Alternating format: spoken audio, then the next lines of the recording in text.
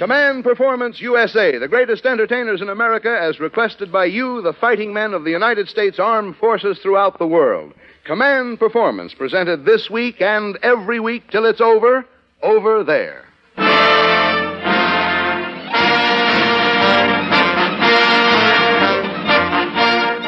Here we go again, men, with Command Performance, Hollywood's own merry-go-round of stars with a brass ring at every turn. So take a run and jump, fellas, and hop on here beside the master of ceremonies hundreds of you have asked for. Here he is, fresh from a tour of training camps here at home, America's #1 box office attraction, Mickey Rooney.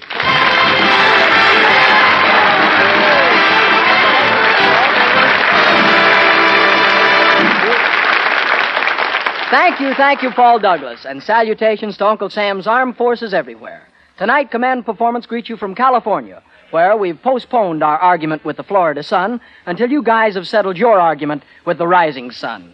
California, where people who used to complain about a little do are now bragging about a little do little.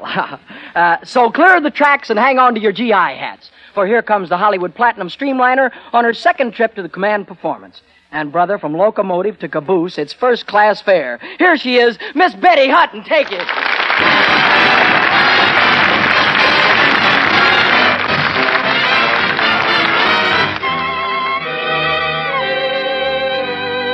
Finally found a fella, almost completely divine, but his vocabulary is killing this romance of mine. We get into an intimate situation, and then begins this Romeo's conversation. He says murder, he says, every time we kiss. He says murder, he says, at a time like this. He says murder, he says, is it the language of love?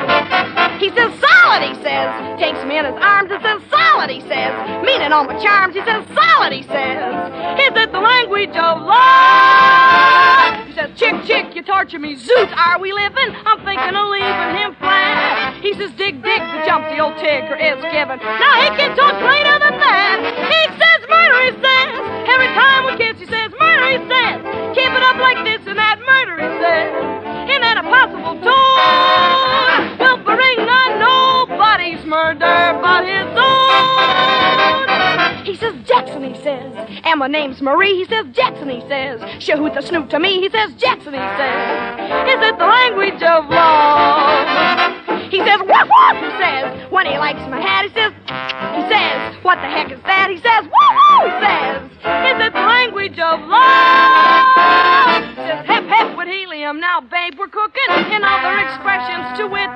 He says we're into grooving, dig grooves, good looking. He sounds like his uppers don't fit. He says murder, he says murder, and the way he says murder, in that impossible tone, I've told him over and over and over again that it'll be nobody else's murder but his own.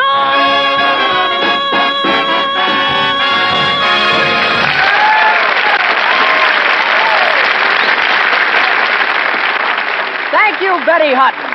Now here's a letter written on USO stationery and dated May 13th at Pearl Harbor. Dear Command Performance, the funniest bird you've had on our program so far was a robin, last name Burns.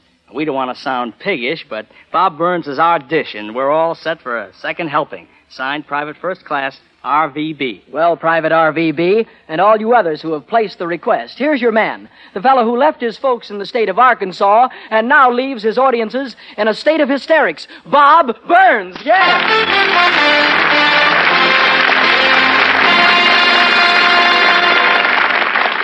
Well, thank you, Mickey, and I want to thank all you fighting men for inviting me back here on this show. You know, this show is so big that only Uncle Sam could sponsor it.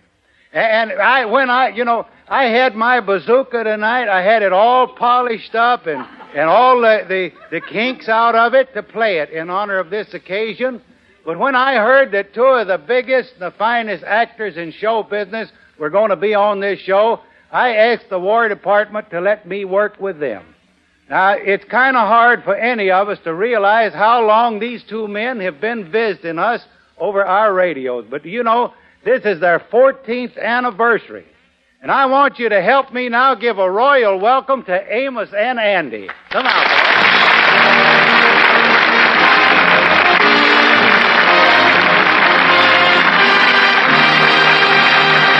Well, thank you, Robin, and thank you, ladies and gentlemen. Oh, now, wait a minute here, Mr. Gosden. That's not the voice we all know so well. Oh, excuse me, Bob. I guess I better get way up there where Amos talks. How's that, Mr. Burns? Well, that's better, Amos. Now, how about a word from your partner here, Mr. Carole? Well, I'm delighted to be here, Robin. Or as Andy would say, I was pleased to make your acquaintance. That's the kind of talk we want to hear, ain't it? Sure. Yes, sir, but now, you should have seen me in vaudeville, boys. You see, I do a dialect. Yes, I've been noticing that, here. I ain't never heard nothing like it. Yeah, let's hear your natural voice. Yeah, but... You see, the only trouble with this dialect you doing, well, nobody would really talk that way. Well, now, just a minute now, fellas. I ain't doing a dialect yet. This is my natural voice I'm using. Yeah, well, excuse me for protruding. Something whizzed past me there. What was that you say? I've been trying to tell you, I've been talking in my natural voice. You is? I've been trying to tell you about a dialect I did way back before vaudeville died.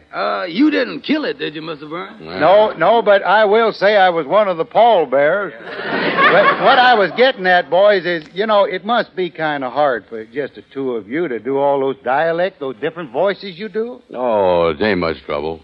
No, you see, Mr. Burns, in case Lightning is talking like this, and then we change to Fluky Harris, I'm liable to end up like Brother Crawford and tell you that my wife is very unhappy, and I won't stand for it.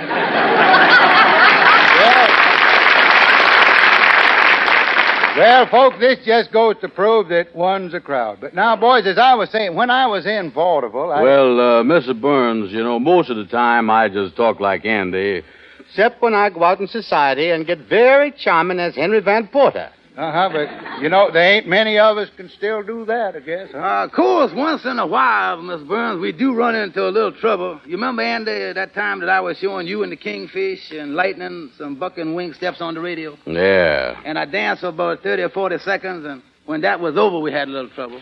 Yeah, Amos, he was kind of out of breath dancing, and the Kingfish and Lightning couldn't talk for a minute and a half.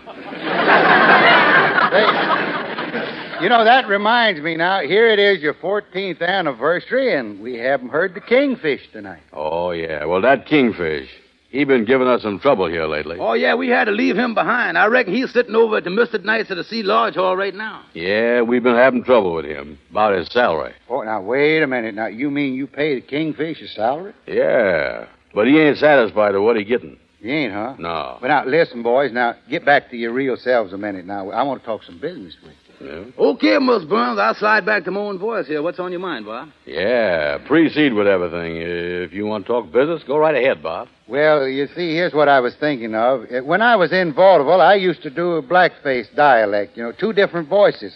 One of my voices was just like the Kingfish. You don't say. Yes, sir, just exactly like the Kingfish. Now, if you're having trouble with the Kingfish over salary, well, I got a little time on my hands right now. Well, say, Bob, you don't mean to say that you're willing to play the Kingfish for us? Why not? Well, how about salary? I don't know what you pay the Kingfish, but I'll do it for half. That settles it. Let's fire him right now. Here's the phone, Charlie. You talk to him. Yeah, let me get that bum on the phone. He's been holding us up long enough. Now, when I'm playing the Kingfish, you see, I could throw in some jokes. Yeah. Mr. Nice of the Sea, Kingfish speaking. Kingfish, this is Mr. Carole. Oh, hello there, tight pockets. So you don't think we've been paying you enough money, huh? Say, listen, Mr. Carole, it's incomes like mine that's keeping Mr. Morgenthau awake nights. Is that so? Where could you get another job at the money you're paying you now? Well, Rochester can't live forever, Well, start looking for a better job, because you're through with us. How's that again? I say you're through with us. We've got Bob Burns to take your place. Well, now, wait a minute, Mr. Carole, wait a minute. Look here, you can forget about the rails. Oh, you know I was just kidding you, Mr. Carole. It's too late, Kingfish, too late. We're with Bob Burns now on the show here, and it's all settled. Well, now, wait a minute, Mr. Carole. Maybe I could take a little cut here from what I'm getting from you. No, Kingfish, sorry, but you're through. Well, that's settled. Yes, Bob, from now on, you're the Kingfish. You'll never regret this, boys. It's a great character. Now, Bob, how about running through a little scene with us? Yeah, we'll ad-lib some lines as Amos and Andy, and you be the Kingfish. All right, boys, I can hardly wait to show you this. I've been practicing on the Kingfish. You're going to be surprised. You're going to swear it's the Kingfish talking. All right, now, I'll tell you, Bob, as the scene opens, Amos and Andy are sitting in the office. And you walk in and I say to you as Amos, I say, Well, hello there, Kingfish. How is you? Yeah, come in, Kingfish. Hello there. No, wait a minute. Hello there, Andy. No. Hello there, Andy. No, doggone it. Now, wait a minute. Now, don't go. I had it this morning. Hey, hello there, Amos. Doggone it. This morning, I'm telling you, this morning I was doing it so good that my cook tried to join the lodge. Yes. Hello there, boys. Hold it. Hold it just a minute, Bob. I'll get that phone. Hello? Hello, Mr. Carole, this is the Kingfish speaking.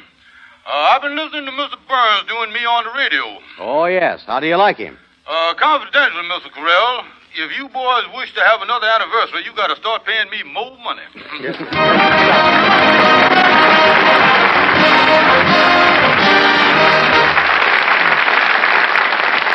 Now, here's a letter from Private First Class PLJ. At the bottom of the letter, there's a notation by the censor as follows. If organization is named, do not specify location. So we'll just say that PLJ is in the 10th Infantry, somewhere out there. Here's his letter. Dear Command Performance, when I used to live in Pasadena, my hobby was television.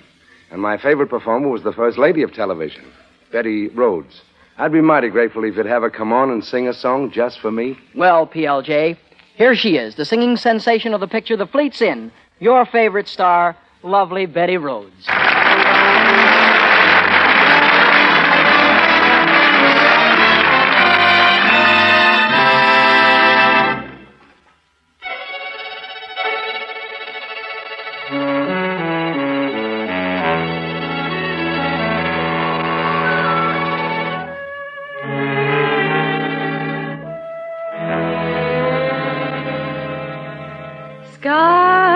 Skylark, have you anything to say to me?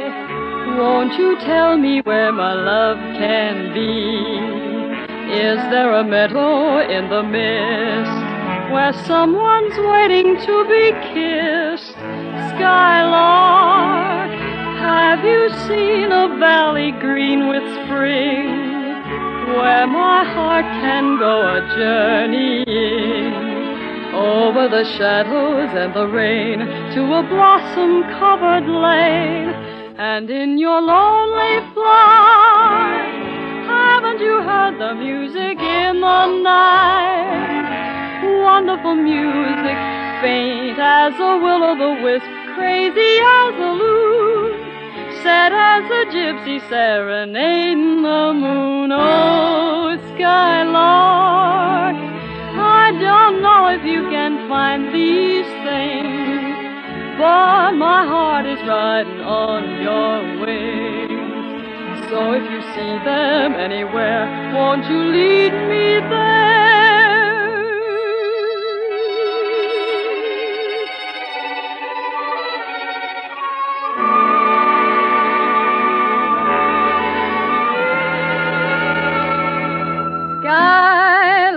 Skylark, have you anything to say to me? Won't you tell me where my love can be? Is there a meadow in the mist where someone's waiting to be kissed? Skylark, have you seen a valley green with spring, where my heart can go a journeying over the shadows and the rain to a blossom-covered lane? And in your lonely flight, haven't you heard the music of the night? Wonderful music, faint as a will-o'-the-wisp, crazy as a loon, sad as a gypsy serenading the moon. Oh, Skylark, I don't know if you can find these things, but my heart is riding on your wings. So if you see them anywhere, won't you lead me there?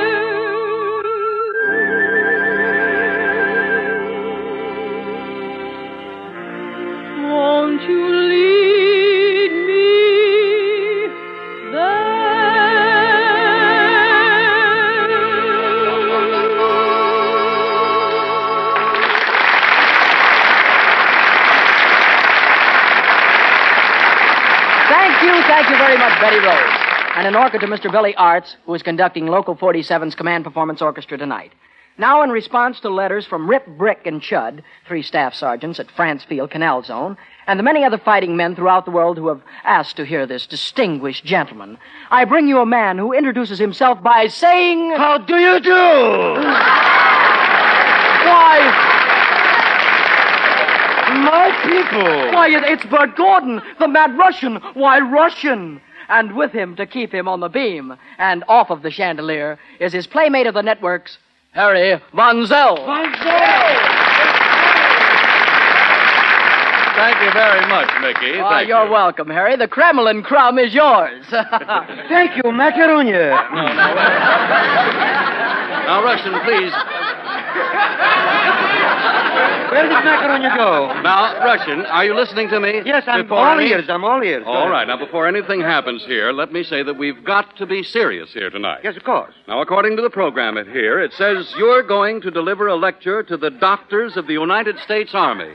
Can that be right? That is correct. I will have you know, when I was a chief sturgeon... No, Russian, you don't mean sturgeon. You mean surgeon. Oh. Yes, a sturgeon is a big fat herring that hangs around a delicatessen store. You leave my wife out of this. Tonight I am going to lecture on surgical technique to the United States Medical Corps. No. Now, excuse me. The word is corps, not corpse. Did you ever see me operate? No. The word is corpse. Now, listen, Russian, please cut that out and get on with the lecture. Now, what is your subject? The subject. The subject of my lecture is how the Mad Russian takes out a man's appendix using a diffractive scalpel, an obsolete anesthesia, and a pantomimic serotherapy. Yes. Well, what happened? Shouldn't happen to a dog. Now, Russian, I repeat, you have got to be sensible tonight. After all, this program is being heard all over the world by the fellows in Alaska, Australia, Trinidad, Sumatra. Sumatra. What's Sumatra, baby? Now, Russian, yes? You're becoming ridiculous. Don't say that. Well, you are. I don't believe that you know anything at all about anatomical complexity. Silly boy. From the time I was a little kiddie, I wanted to be a great sturgeon. Every day I am taking finger exercises to make my hands skillful. Finally, my hands are so delicate, so sensitive to the touch. Yes? I became a pickpocket. All right, now let's get back to this. Russian, if you really are a doctor... Yes? Let me hear you repeat the Hippocrates Oath. Not me. You think I'm a hypocrite? Listen, all right, Russian, I'll give up. If you've really got a speech to make, you go ahead and make it. Very well. My dear doctors, yes. Let me state that it is not unusual in the human monotony to come across a case of double endocarditis. What's that? 2 hearts. 4 spades. Pass the cards. I'm dealing.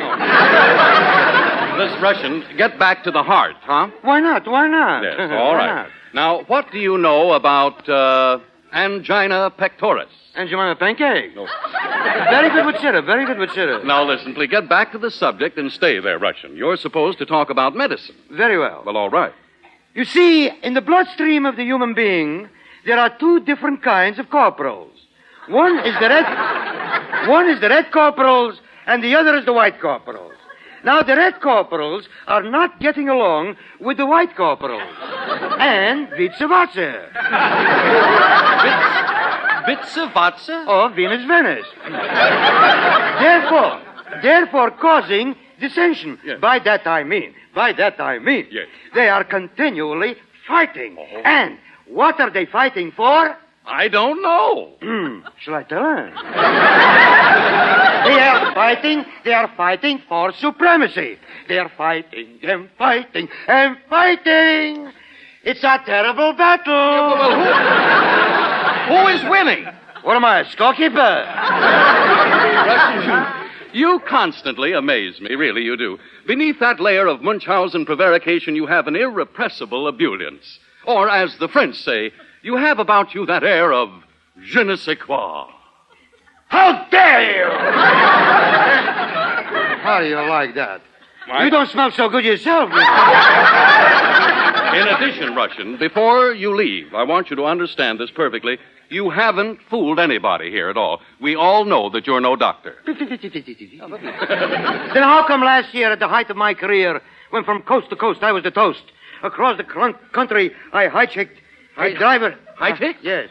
A driver gave me a lift. A few miles further on, he suddenly slumped over the wheel. Oh, cardiac? No, Cadillac. It was imperative that I should operate immediately. Yes. But it was pitch dark. It's dark. In the scant illumination from the headlights, I am operating. And what did you remove? His wallet, the radio, and all four tires. Now, there is some story. I don't believe that you operated But on the man. I did. The nurse handed me one instrument after another. Did you fluoroscope the I patient? fluoroscoped him, I hyperscoped him, I gyroscoped him, and finally, I got the solution. Well, what did you take out? The nurse, That's all. Go away.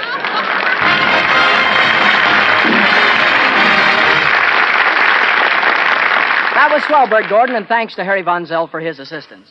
Now, as the Yardbird said his first night on sentry duty, halt! Look who's here!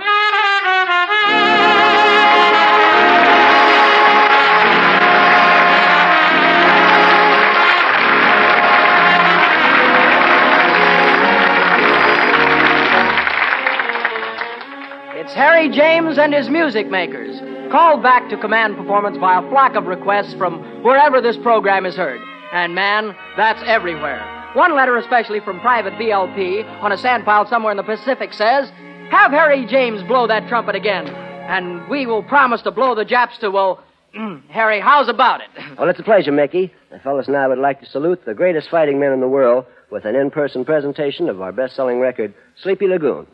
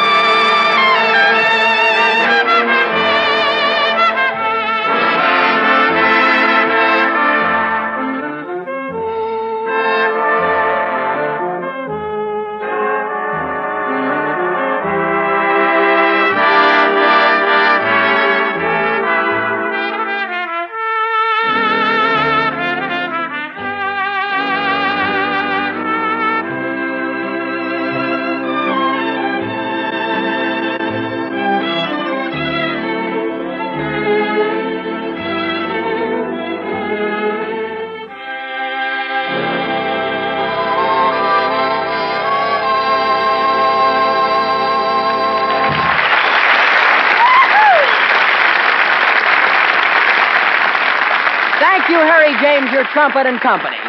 Now, here's a letter from two Marines located somewhere in the far-flung theater. Mickey, all you're doing tonight is introducing other people. How about doing something yourself? Mickey Rooney. Well, all right, now, Paul, everybody knows you're a terrific impersonator, Mick. Now, why don't you give us some of your famous impressions of Hollywood celebrities? Well, okay, Paul, you asked for it. I'll try a whole crowd, if I may. I'd like to take you on a little mythical trip to Madison Square Garden in the heart of New York City, where we'll hear the 15-round main event between champion Joe Louis and the contender for the title, Johnny Paycheck. All right, take it away, Madison Square Garden. Good evening, ladies and gentlemen. Here we are at Madison Square Garden, about to bring you the 15-round main event between champion Joe Louis and the contender for the title, Johnny Paycheck. As yet, both boys have knocked him into the center of the ring, but we expect them at any moment. Hey, Cookie, call that knockout program. All right, Jim, I'll see you within a few minutes. All right, there's Charlie Bello. Let's pick up his announcement. The main contestants of the evening. 15 rounds of boxing for the heavyweight championship of the world. From Des Moines, Iowa, weighing 187 1/4 pounds, wearing black trunks, Johnny Paycheck. Stand up, Paycheck. Take a bow. Up. He gets a nice hand from the crowd.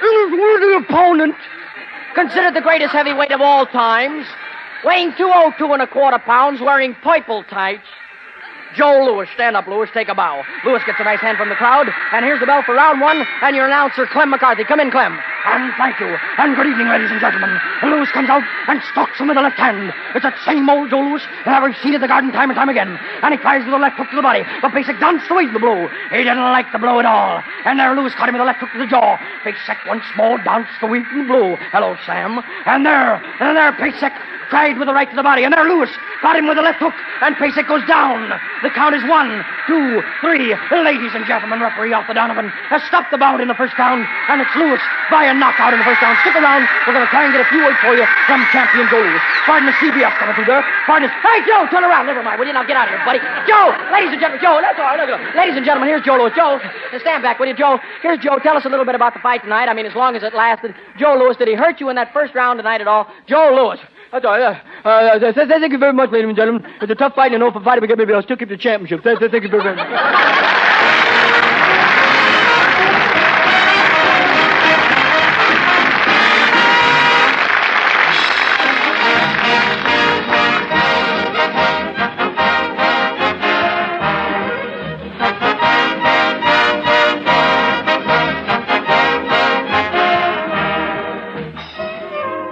Well, men, the hands on the studio clock are waving good night. And according to the old adage, time waits for no man. But 130 million of us back here are waiting for the day when you put the clincher on that job you're doing and hurry home. And when it's all over, you can bet your bottom dollar that the world will be hailing the man with the whiskers, not hailing that guy with a mustache. Good night, fellas.